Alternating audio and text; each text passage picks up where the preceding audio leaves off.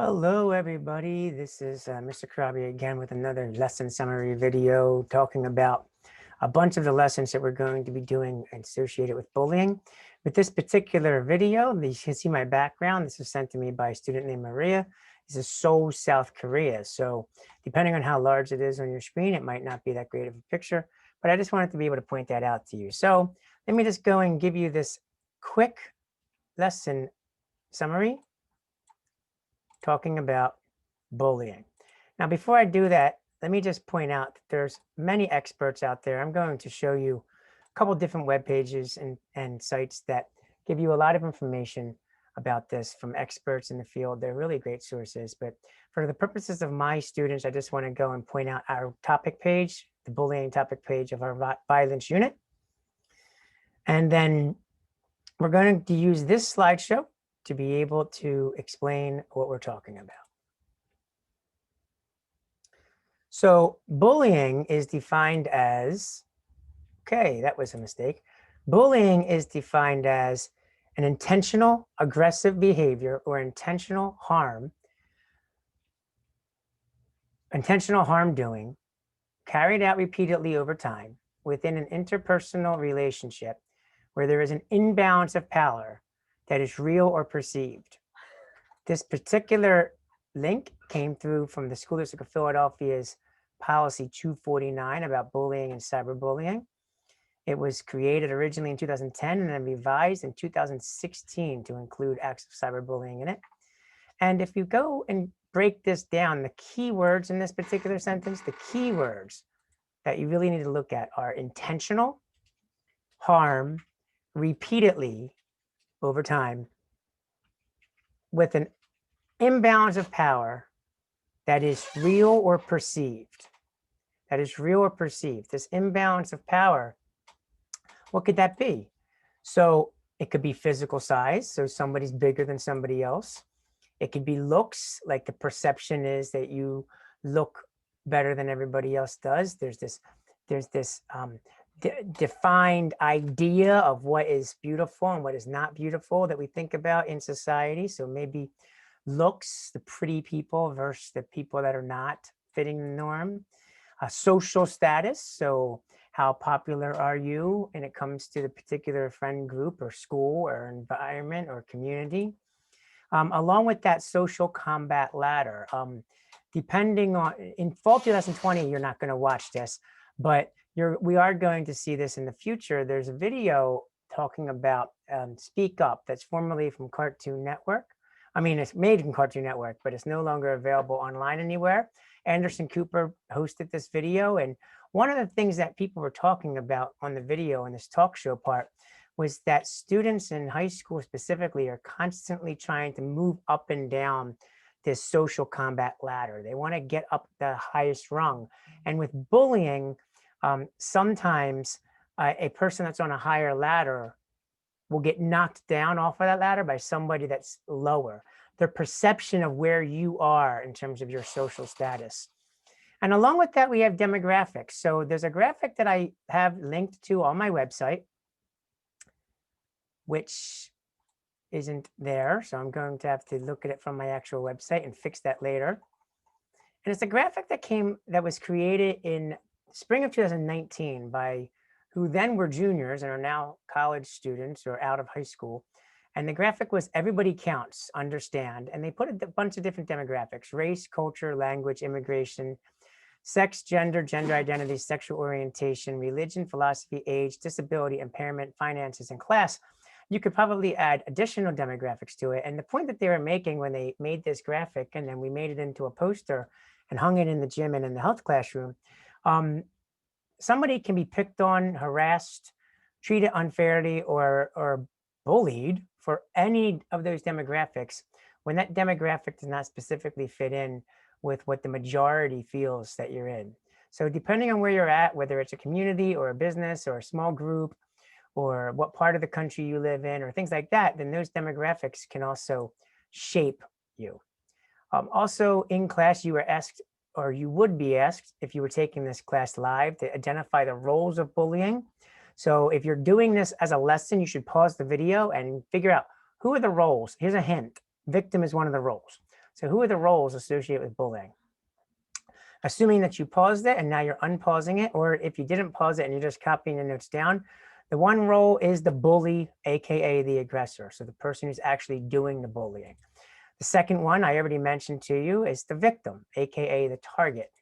The third role is always a witness or a bystander. And that could be a witness or a bystander online that's seeing the posts if it's cyberbullying, or it could be like physically in place to watch it. Most of the time, people that are bullying, they do want witnesses because they want to get the reaction from the crowd. Now, bullying is similar to, but different than harassment, and also dating violence, although it would be very, very close.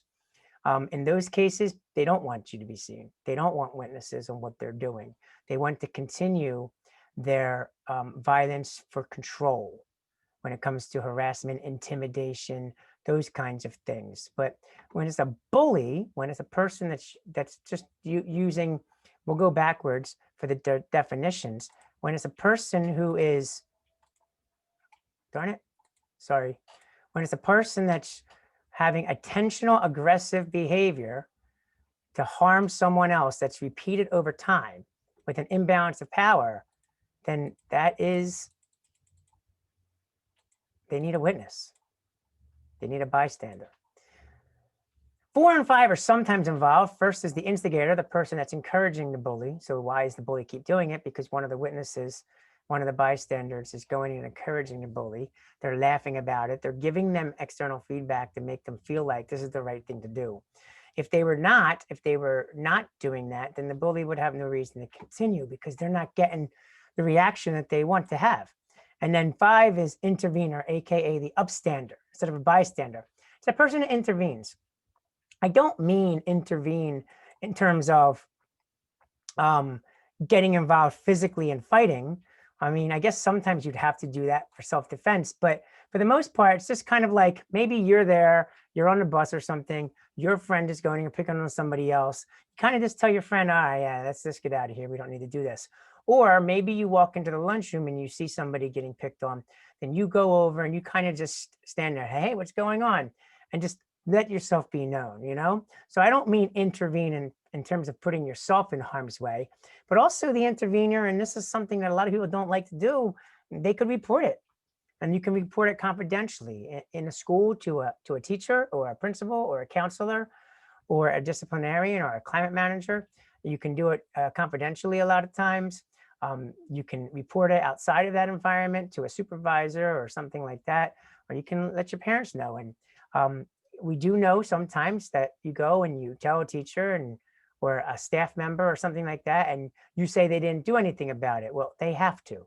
They might not do what you want to have happen right at that moment, but they have to do something. So if you report that someone's picking on you or harassing you, then they have to report it to the higher ups and the authority figures. And if you don't think that anything's happening, then the School District of Philadelphia has a bullying hotline. You just go to the main website, philasd.org, and you type and you go in the search window, bullying hotline, and you can report what's going on at your school to the authorities there. But it might not be instant gratification, but something will be done about it. So make sure that you let somebody know. So that's also an intervener or AKA upstander.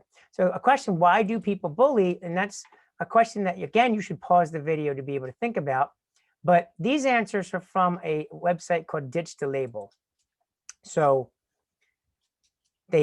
bullies bully because of stress, because of trauma that took place to them, because of trauma that happened to them, because they were the victim of abuse, because they've witnessed it, they've witnessed bullying in the past, they themselves were bullied, a low sense of self, their home life from which they come up, poor grades, along with that, poor educational opportunities, insecure relationships. They bully to try to control their relationships. And there's also an answer that's not on here. They bully so that they're not bullied. They bully so that they're not the ones that end up being like, I'm just going to go along with it because if I don't, then they're going to end up starting with me too. So those are all significant answers. On the website, this particular page is all about specific bullying. Later in the class this week, we're going to speak about cyberbullying. We're going to talk about cyberbullying. And when we're talking about cyberbullying in fall 2020, we're probably going to just spend one class on it because most of it is about cyber stuff anyway. And really, you're not really interacting live and in person with that many people because of COVID. But we're going to look at cyberbullying for a class or two. We're also going to look at elderly abuse and harassing and violence and bullying towards the elderly. And we're also going to look at LGBT bullying, and specifically, we're going to look at a landmark court case one day in class that we're going to watch that's going to show you a decision that was made in order to make rules in place to protect the LGBT students, because there weren't rules before this landmark court case happened. It was a nationwide case. So with that said, I also want to point out a handful of other websites that are super important and a handful of other articles. The poem right here, One Day Kyle, not really a poem. It was an email I got one time. The One Day about Kyle, there is some sensitive issues in there. So if you have any triggers concerning self-harm, you don't want to read that, but that's in there. And there's a bunch of different articles here that are good for you, and some great inspirational quotes as well that we're going to share together in class. Some featured videos, a few of them we're going to watch in class. This is a commercial from Android about rock, paper, scissors. It was really, really cool when it first came out. Here's a clip from the Bully Project movie. There's a few other ones as well here that we're going to look at in class. But I want to take a time to look at these three websites. StopBullying.gov is the nation's website about bullying. So they have a lot of great information on there that you might want to be able to look at. Ditch the Label is a fantastic international website that focuses on bullying, mental health, relationships. They do have a page specifically about the coronavirus and the stress that people are under because of that as well. But Ditch the Label is a really great resource to be able to look at for articles, information, and things. Here's the article, Why Do People Bully? The Scientific Reasons. That's where I got those answers from. And then this is from the National Federation of High Schools, NFHS Learn. There's an extra credit assignment for my students if you sign up for this course. It's similar to the course that I made you take on internet safety. It's called Bullying, Hazing, and Inappropriate Behaviors. It's focusing primarily on athletes, but you can definitely relate this to other things as well. So without further ado, I don't want to keep you too long. I just wanted to make this summary video of the things we're talking about and defining it for you. A lot of in-class activities that we're going to work on with this, and I just hope that it's meaningful for you. Considering most of my students are in 11th grade, you already know what this is. You already know what it means. The question is, are you the bully? If you are, there's an article on my website and things we're going to talk about ways to not be, and stop and think before you do. Think before you act out.